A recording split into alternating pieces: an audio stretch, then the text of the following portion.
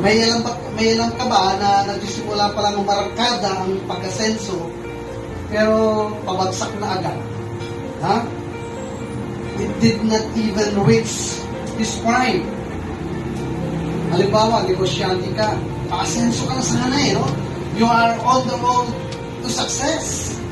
And yet, bigla, you found out na hindi mo man naabot yung rurok ng tagumpay talaga. Nagsisimula ka ng bumagsak. Alam niyo yung ganitong senaryo sa maraming Kristiyano o even sa mga iba't ibang profession like in a business world, even sa mga nagsisimula ang kanilang career, they don't even reach their prime, and yet ito papagsak na, palagos na. Ang Diyos, tinanong niya minsan si Moses, sabi niya, why these people, sabi niya, you people that you have brought up out of Egypt have become corrupt. They become easily corrupt. And they have been quick to turn away from what I have commanded them. Imagine mo yun. Ang Diyos mismo nagsabi niya, bakit ang bilis nilang tumalikod?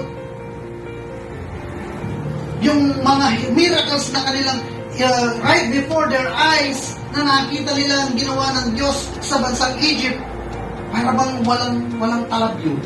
Leader sila ng bawat tribes. Ang sabi sa Numbers chapter 13, verse 3, all of them were leaders of the Israelites. Leaders. Imagine, so hindi guaranteed na ikaw ay nasa position na pagkatapos safe ka na, hindi ka natatalikod. Kung yung leaders may potential na siya ay tumalikod, how much more yung pa-cute-cute na Kristiyano lang. Ang dami ko kasing, kaya ko bukang bibig yun, ang dami ko kasing nakikita pa-cute-cute na mga Christian. Pagdating sa Facebook, talagang wow, Christian. Ang cute na Kristiyano. Pero wag mo na magdalingan sa Facebook kasi nagugulat kami sa personal. Nakakagulat sa personal. Amen. Hello. Amen. Bato-bato sa langit ang tinamaan ay nabukulan. Amen. So, ang galing sa Facebook, no? Pero alam niyo minsan, sana ganun kung paano ka sa Facebook, ganun din sa realidad. Amen? Yung expectation versus reality. Amen. Amen. Kung yung leader na yan, ibig sabihin, pag sila'y nasa posisyon ng pagiging spiritual leader, ibig sabihin, dumaan na yan ng training, dumaan na yan ng process, dumaan na yan ng maraming pagsubok. Dapat sana, yung mga dinaanan na yun ay nakapagpatibay na sa kanya. Yun ay naging solid na yung kanyang faith. Hindi na siya madaling tumalikod, and yet, nakakalungkot, they are so quick to turn away. Bakit kaya nagkakagano?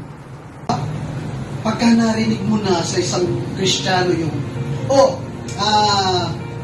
pumunta tayo doon, pumunta tayo sa ganito, ay, ang sarap ko dyan, ang ganda doon. Pero, meron pang pero, but, ito yung nagsisilbing parang hadlang, no? Para ikaw ay makasulong. Dapat sana ang Christian life natin pasulong, no? Kaya lang maraming pero, maraming but. Buti na lang mayroong dalawa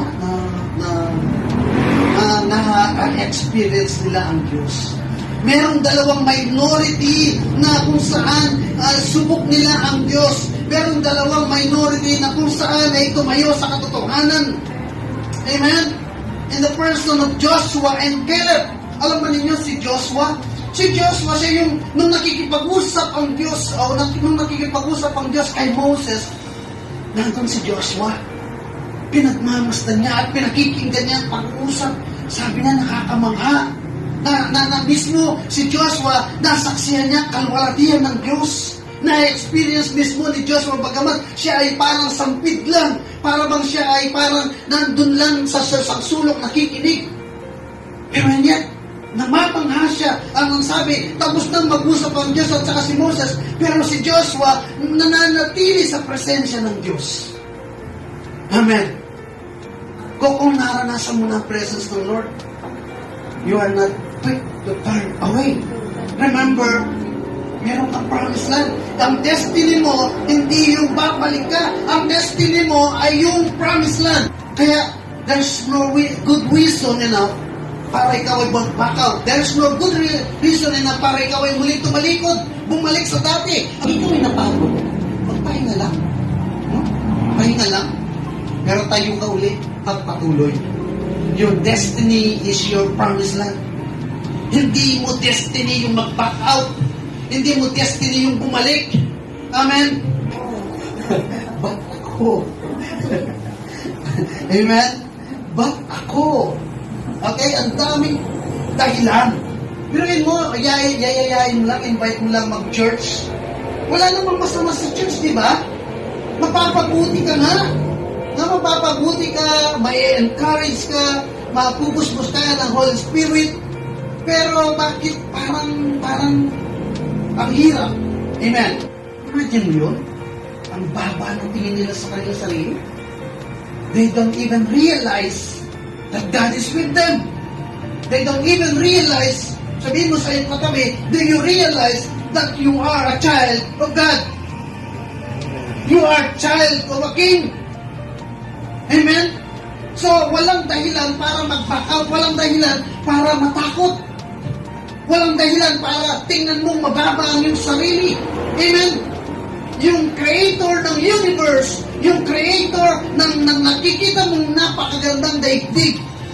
Kapag ikaw ay humarap sa salamin, yung lumikha ng magandang babae yan, yung lumikha ng magandang lalaki yan, sa harap ng salamin, pag humarap ka, ang may gawa niya ng Diyos.